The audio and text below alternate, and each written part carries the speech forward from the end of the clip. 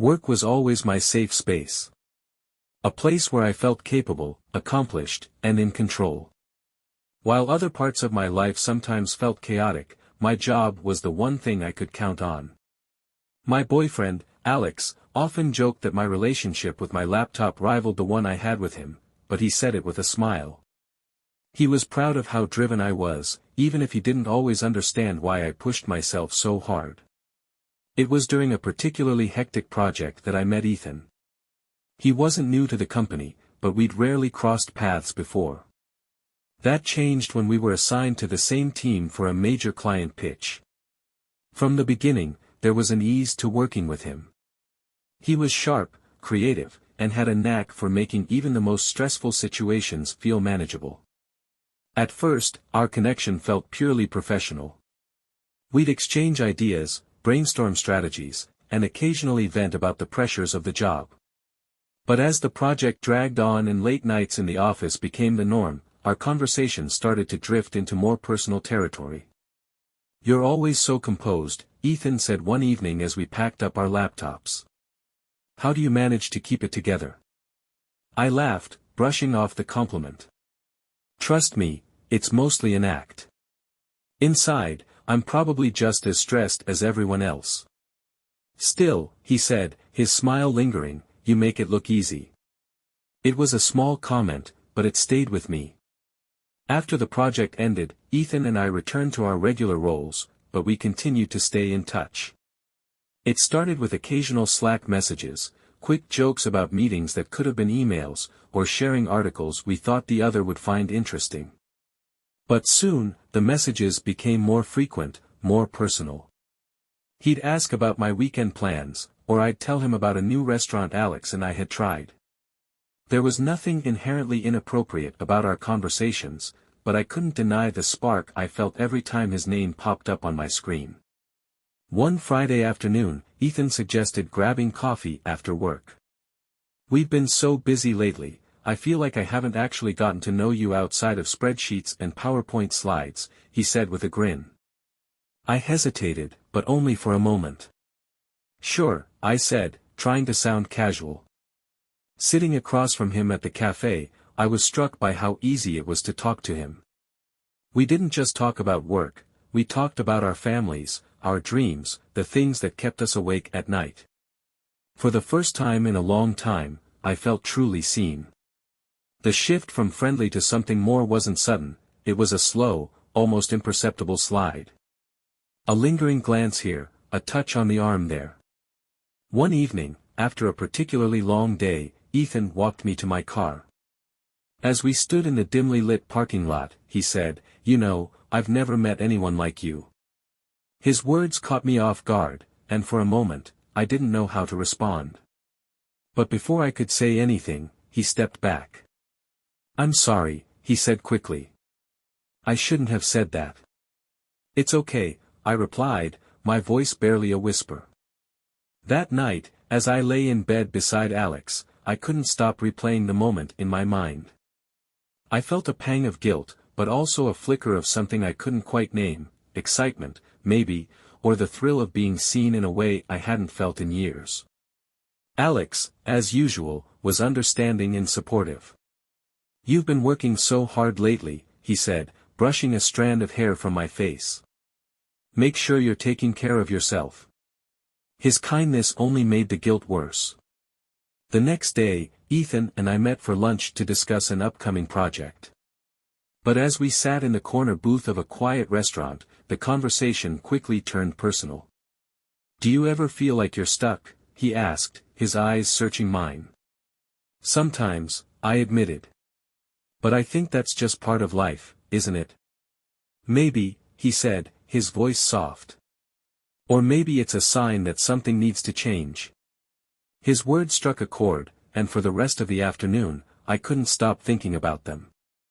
Over the next few weeks, my feelings for Ethan continued to grow, despite my best efforts to suppress them. I knew I was treading dangerous territory, not just because of Alex, but because of the potential fallout at work. One evening, as I scrolled through my messages with Ethan, I felt a wave of panic. What was I doing? Was this really worth risking everything I'd worked so hard for? I decided to pull back, limiting our conversations to strictly work-related topics.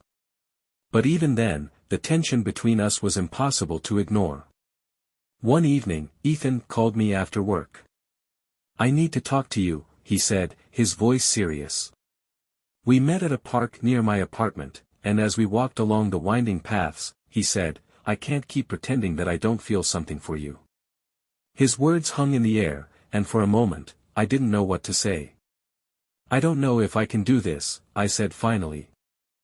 "I care about you, but I also care about Alex, and my career.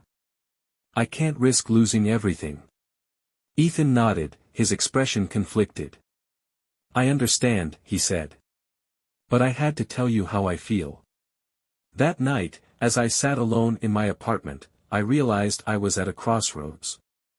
I could either continue down this path, risking my relationship and my career, or I could find a way to step back and rediscover who I was outside of this mess. The choice wasn't easy, but I knew it was one I had to make. The days following Ethan's confession were some of the most tumultuous of my life. I couldn't shake the memory of his words, the raw honesty of them, the way they'd forced me to confront feelings I'd been trying to ignore. At work, I avoided him as much as I could without raising suspicion. Our once easy conversations became strained, every interaction tinged with unspoken tension. And at home, things with Alex were no better. The guilt of what I'd done, and the knowledge of what I hadn't told him, was eating me alive. One evening, Alex and I were watching a movie together, but my mind was elsewhere. The weight of my secrets was unbearable, and I knew I couldn't keep pretending everything was fine. "Are you okay?" he asked, his brow furrowing as he paused the movie. "I'm fine," I said quickly, forcing a smile. But the look in his eyes told me he didn't believe me. "You've seemed distant lately," he said softly. "If something's wrong, you can tell me." I wanted to tell him, about Ethan, about my doubts, about everything, but the words wouldn't come. Instead, I just nodded and said, "I'm sorry. Work's been overwhelming lately." The next day at work, I made a conscious effort to distance myself from Ethan. When he messaged me about a project, I kept my responses brief and professional. When he invited me to grab lunch, I politely declined. It wasn't easy. Every time I saw him, I felt a pull, a reminder of the connection we'd shared and the feelings I was trying so desperately to suppress. But I knew that if I wanted to salvage my relationship with Alex and protect my career, I had to create boundaries. Despite my efforts, there was one evening when I slipped. I stayed late at the office to finish a report, and Ethan happened to be there too.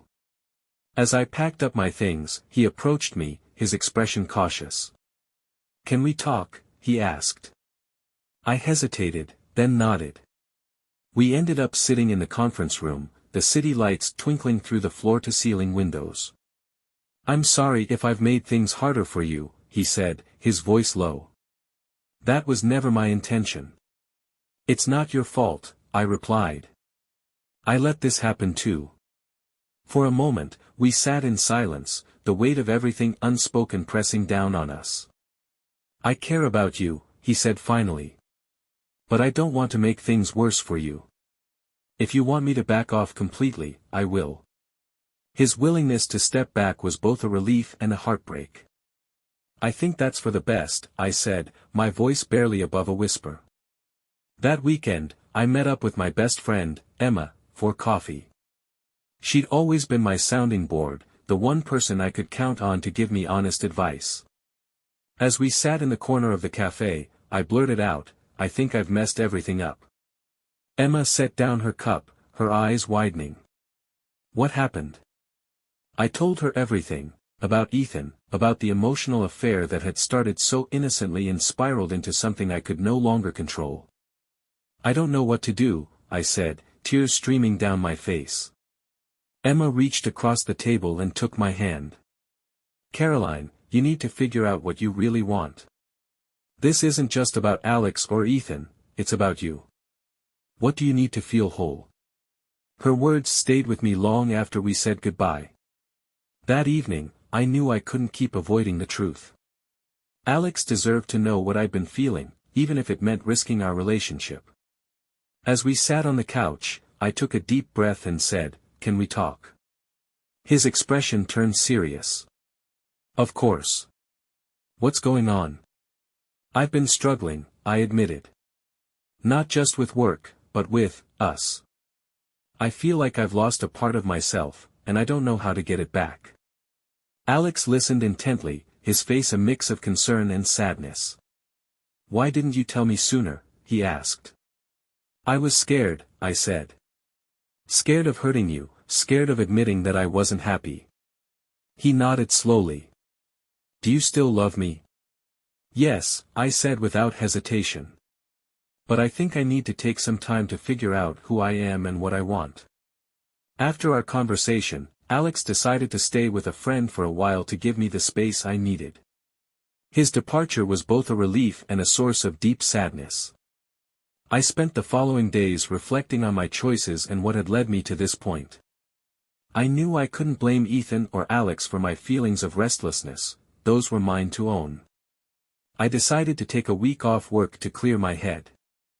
During that time, I deleted Ethan's number from my phone and started journaling daily, trying to untangle the emotions that had been building inside me for months. I also reached out to a therapist, someone who could help me navigate the complexities of my feelings and guide me toward a healthier path. By the end of the week, I felt a sense of clarity I hadn't known in months.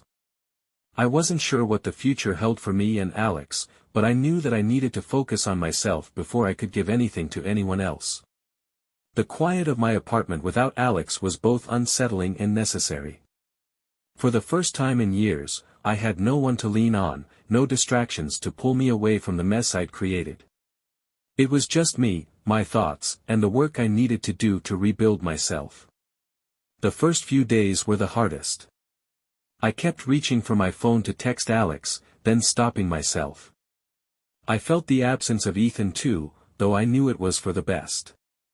My life felt like a blank canvas, and while that was daunting, it also held a flicker of possibility. To keep from spiraling, I created a routine. Morning started with journaling, where I poured out everything I was feeling without judgment. It was messy and emotional, but it helped me make sense of the tangled web in my mind. I started running again, finding solace in the rhythm of my feet hitting the pavement. The physical exertion gave me a sense of control, a reminder that I was capable of pushing through discomfort. I also threw myself into therapy. My sessions became a space to unpack the layers of my choices, my relationships, and the deeper issues I'd been avoiding for years. As the weeks went on, I began to rediscover parts of myself I'd forgotten. I signed up for a photography class, something I'd always wanted to try but never made time for. One afternoon, as I wandered through the city with my camera, I felt a spark of joy I hadn't felt in months. Capturing the world through a lens gave me a new perspective, a way of seeing beauty in the mundane. I also started spending more time with friends, leaning on Emma in particular. She was a lifeline, always ready with a listening ear and a gentle push when I needed it. One evening, about a month after Alex had left, he sent me a message, "Hey. Just wanted to check in. How are you doing?" My heart raced as I read his words. I'd been thinking about him constantly, wondering how he was coping and whether he still thought about me. I took a deep breath before replying, "Hi. I'm doing okay. Working through things. How about you?" His response came quickly, "Same here. I miss you." Tears welled in my eyes as I read his message. I missed him too, but I wasn't sure if missing him was enough to bring us back together. One afternoon, as I walked through the park with my camera, I spotted Ethan sitting on a bench. For a moment, I considered turning around, but he looked up and saw me before I could move. "Caroline," he said, standing up. "Hey." "Hi," I replied, my voice hesitant. We stood there awkwardly for a moment before he gestured to the bench. "Do you want to sit?" I nodded, sitting down beside him. "How have you been?" he asked, his tone careful. "I've been figuring things out, I said. You? Same, he replied. Our conversation was brief but cordial, and as I walked away, I felt a sense of closure. Seeing him again reminded me of why I'd made the choices I had, and it solidified my resolve to keep moving forward. A week later, Alex called and asked if we could meet. I think we need to talk, he said. We met at a quiet cafe, the same one where we'd gone on our first date. Sitting across from him, I was struck by how familiar yet distant he felt. I've been thinking a lot, he began, his voice steady. About us, about what happened, about what we want. I nodded, letting him continue. I still care about you, he said. But I think we both need to be honest with ourselves. Are we still the right people for each other? His question hung in the air, and for the first time, I allowed myself to consider it fully. I don't know, I admitted. I think we've both grown in different directions, and maybe that's okay. He nodded, his expression a mix of sadness and acceptance. I think so too. Our conversation marked the official end of our relationship, but it also brought a sense of peace. We parted on good terms, wishing each other happiness and growth. For the first time, I felt like I could move forward without looking back. With Alex no longer in my life, I threw myself into the present. I started volunteering at a community center, teaching photography to kids. Their enthusiasm and creativity reminded me of the joy that came from simply exploring the world. I also deepened my friendships, building a support system that helped me stay grounded. Emma and I planned weekend trips, exploring nearby towns and finding hidden gems. As I stood in my apartment one evening, surrounded by photos I'd taken and memories I'd created, I felt a sense of clarity. My life wasn't perfect, but it was mine, and I was finally learning to embrace it. I didn't know what the future held, but I was no longer afraid of the uncertainty. The clarity I'd found in the weeks after Alex and I ended our relationship was a gift I hadn't expected. It wasn't about suddenly knowing all the answers, it was about accepting that I didn't have to. Each day became a step forward, an opportunity to define who I was and what I wanted outside the context of my past relationships. It was liberating and terrifying all at once, but I welcomed the challenge. Teaching photography at the community center became one of the highlights of my week. The kids brought an energy and perspective that was infectious, and their excitement reminded me of how much joy could be found in creating something for the sake of it. One day, as we reviewed their latest photos, a young girl named Mia held up her camera and said, "I want to be like you someday." Her words caught me off guard, but they filled me with pride. For the first time in a long time, I felt like I was making a difference. Through the community center, I met people who shared my passion for creativity and giving back. We'd often meet after classes to share ideas, plan events, or simply unwind. One of them, a painter named Lila, quickly became a close friend. She had a way of challenging me to think differently, both about my art and my life. "You've got something special," she said one evening as we worked on a mural for the center. "Don't be afraid to lean into it." Her encouragement gave me the confidence to apply for a local art exhibit, a small but prestigious showcase of emerging talent. Preparing for the exhibit was both exhilarating and nerve-wracking. I poured myself into my work, creating pieces that felt deeply personal. Each photo told a story, a reflection of the journey I'd been on and the lessons I'd learned along the way. The night of the exhibit, as I stood in the gallery surrounded by my work, I felt a mix of pride and vulnerability. But the response was overwhelmingly positive, and by the end of the evening, I'd sold 2 pieces. "You're on your way," Lila said, raising a glass of champagne to toast the achievement. A few days after the exhibit, I received a message from Ethan. It was brief and to the point, "Saw your work at the gallery. Beautiful as always. Hope you're doing well." His words were kind, but they stirred something in me, a reminder of how far I'd come since the chaos of our connection. I didn't respond, but I appreciated the sentiment. As the months passed, I continued to build a life that felt true to me. I traveled to places I'd always wanted to see, capturing the beauty of the world through my lens. I spent time with friends who lifted me up and encouraged me to grow. One day, while hiking in the mountains, I stopped to take in the view. The sun was setting, casting a golden glow over the landscape, and I felt a deep sense of peace. In that moment, I realized that I didn't need a relationship or external validation to feel whole. I was enough, just as I was. Not long after, I received an email from a magazine interested in featuring my work in an upcoming issue. It was an opportunity I'd never expected, and it felt like a validation of all the hard work I'd put into my craft. The feature brought new opportunities, a chance to collaborate with other artists, to expand my reach, and to continue growing as a creator. One evening, as I sorted through old photos, I stumbled upon a picture of Alex and me from our first vacation together.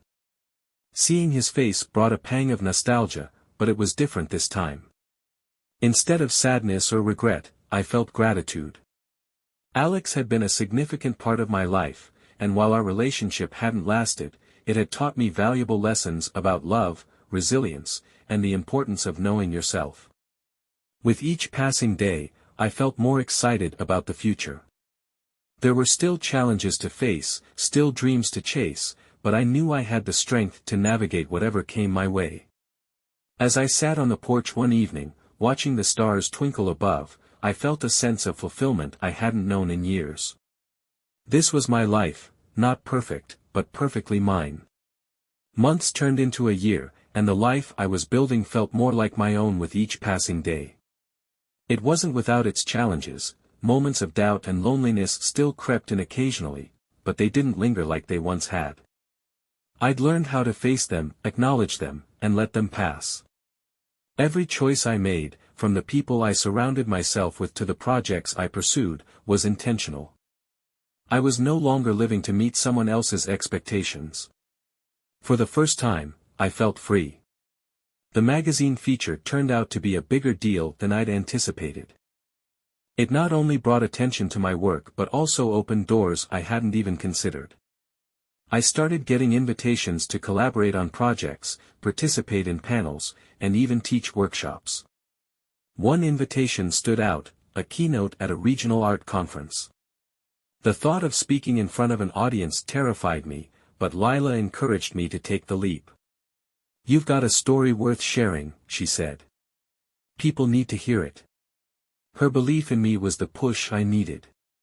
The day of the conference, I stood backstage clutching my note cards, my palms sweaty and my heart racing.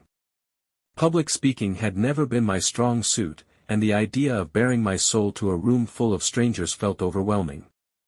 But as I stepped onto the stage and saw the faces in the audience, something shifted. These weren't strangers, they were people who cared about art, about stories, about finding meaning in their work. I took a deep breath and began. I talked about the role photography had played in my journey of self-discovery, about how it had helped me process my emotions and reconnect with myself. I shared pieces of my story, the struggles, the mistakes, the lessons I'd learned along the way.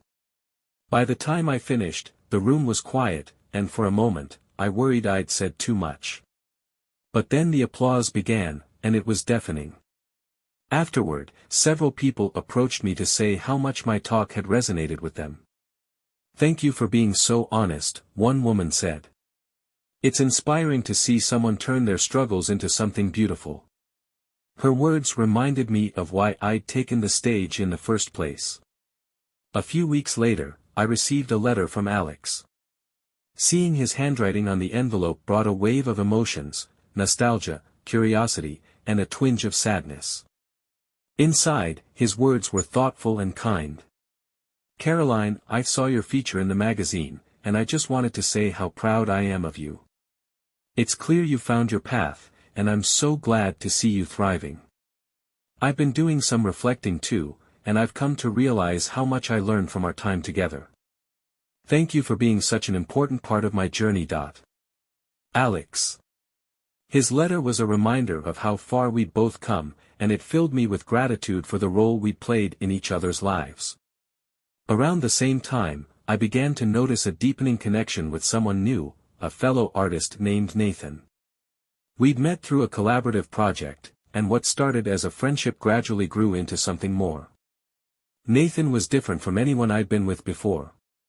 He was thoughtful and grounded, but he also had a playful, adventurous side that kept me on my toes. One evening, as we sat on the porch watching a summer storm roll in, he said, "You make me want to be better." His words were simple, but they meant everything. My relationship with Nathan taught me the importance of balance, of supporting each other's growth while maintaining our own individuality. We encouraged each other to take risks, to chase our dreams, to be unapologetically ourselves.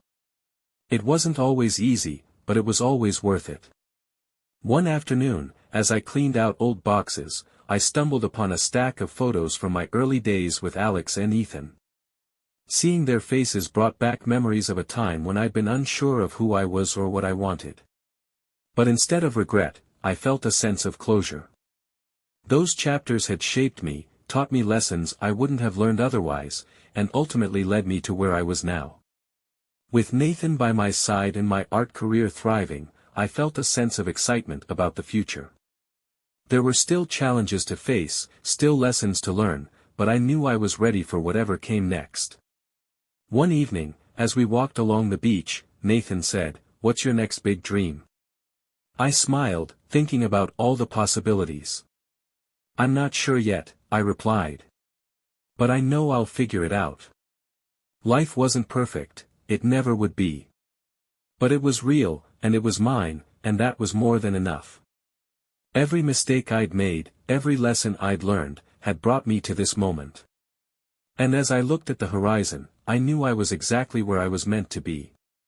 As time passed, I realized that my journey wasn't about reaching a final destination, it was about continuing to grow, evolve, and embrace the moments that made life meaningful.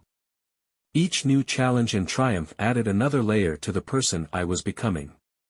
My life was a tapestry woven with threads of love, loss, creativity, and resilience.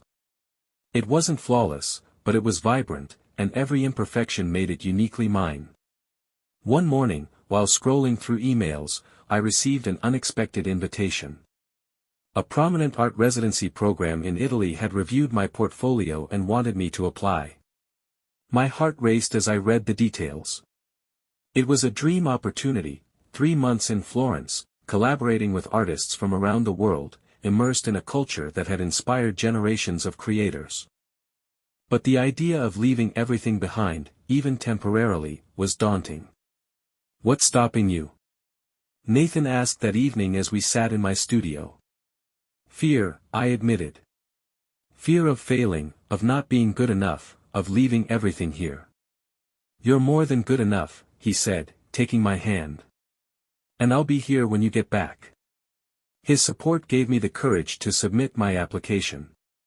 When I received the acceptance letter, I was both thrilled and terrified. The following weeks were a whirlwind of preparations, packing, planning, and saying goodbye to friends and family. Arriving in Florence felt like stepping into a dream. The city's cobblestone streets, Renaissance architecture, and vibrant art scene were a constant source of inspiration. At the residency, I was surrounded by artists from diverse backgrounds, each with their own unique perspective. We spent our days creating, sharing ideas, and pushing the boundaries of our work.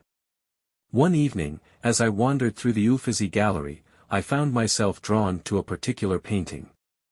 Its rich colors and intricate details told a story that felt deeply personal, even though it had been created centuries ago.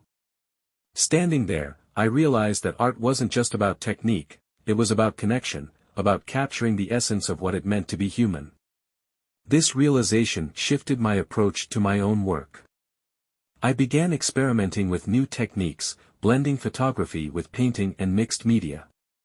The pieces I created during the residency felt like an extension of myself, raw and honest in a way my previous work hadn't been.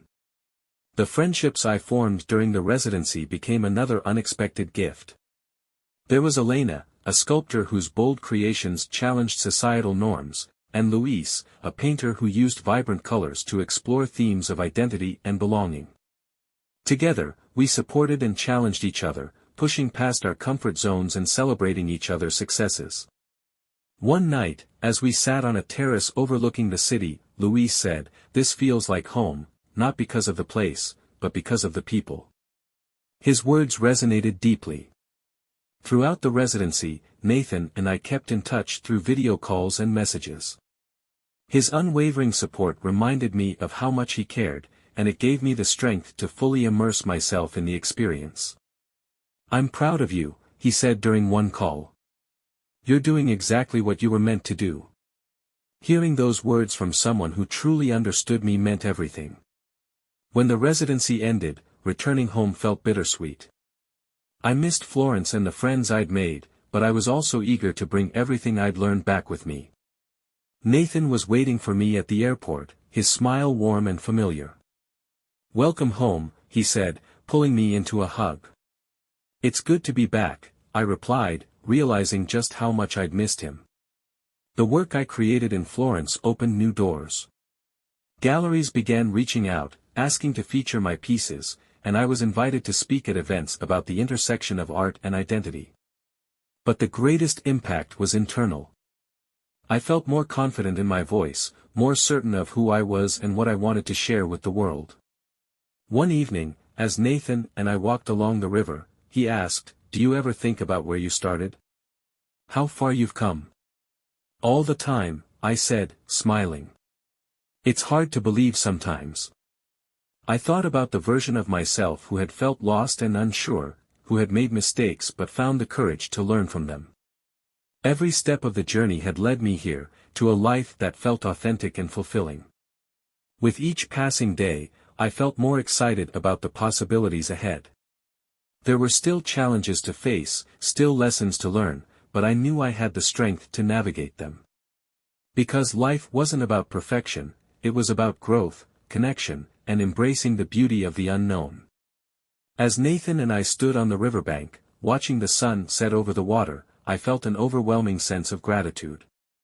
For the people who had supported me, for the experiences that had shaped me, and for the person I was becoming. "This feels right," I said softly, taking his hand. "It does," he replied, smiling. As the years stretched out from the day I first decided to reclaim my life, I found myself reflecting often on the journey that had brought me here. It wasn't a straight path, far from it.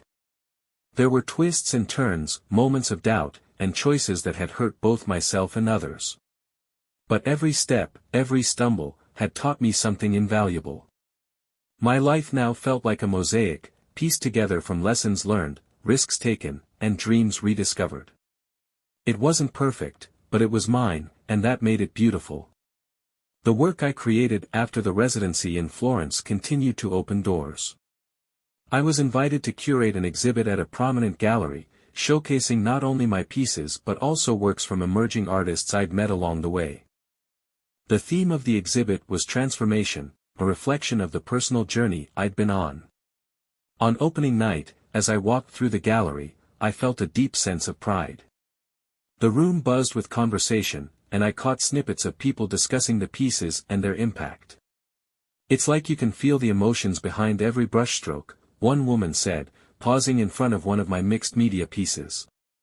Her words reminded me of why I'd started creating in the first place, not just to express myself, but to connect with others on a deeper level. My relationship with Nathan continued to grow, rooted in mutual respect and a shared commitment to staying true to ourselves. One evening, as we cooked dinner together, he said, "You know, being with you has taught me so much about what it means to love someone without trying to change them." His words brought tears to my eyes. "And you've taught me that it's okay to let someone in, to share the journey with someone who values you for who you are." Our relationship wasn't without its challenges, but we faced them together, always coming back to the foundation of trust and understanding we'd built. From time to time, memories of my past relationships with Alex and Ethan resurfaced, not with regret, but with gratitude. Alex had been my anchor during a time when I felt adrift, and while we hadn't been meant to last, he taught me the value of patience and kindness. Ethan had been a mirror, reflecting back the parts of myself I'd been afraid to confront. He'd forced me to ask hard questions and make choices that ultimately led to my growth. Each of them had been a part of my story, and I was grateful for the lessons they'd given me. One day, Nathan and I decided to take a spontaneous road trip, exploring small towns and hidden gems along the coast. We spent our days hiking, trying local food, and capturing the beauty of the journey through my camera lens. One evening, as we watched the sunset from a cliff overlooking the ocean, Nathan turned to me and said, "This feels like home, not the place, but this moment, with you." His words echoed something I'd come to believe, that home wasn't a physical space, it was the sense of belonging you found within yourself and with the people who truly saw you. The community center where I'd first taught photography remained a constant in my life. I continued to work with the kids, helping them discover their creative voices and encouraging them to dream big. One of my students, a shy boy named Liam, showed remarkable talent but struggled with confidence. "You have a gift," I told him one day as we reviewed his photos. "Don't be afraid to share it."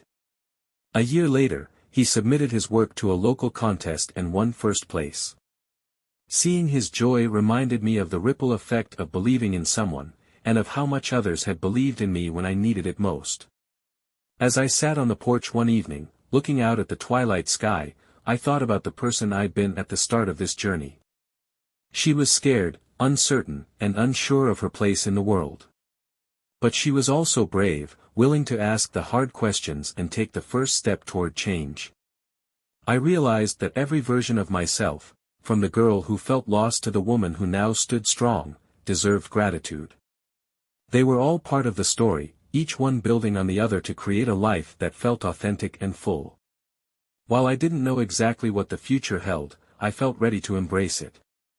There were still dreams to chase, challenges to face, and moments to savor. Nathan and I often talked about the life we were building together, not as a single path but as a series of winding trails that we'd navigate side by side. One evening, as we lay under the stars, he asked, "What's the next big adventure?" I smiled, thinking about all the possibilities. "I think we'll figure it out as we go." My story wasn't about perfection or having all the answers. It was about growth, resilience, and the courage to choose authenticity over comfort. As I sit here writing this, I'm reminded of how far I've come, and of how much there is still to discover. Life is a journey, and I'm grateful for every step, every stumble, and every moment that has brought me here. Here's to the next chapter, and to living a life that's unapologetically, authentically mine.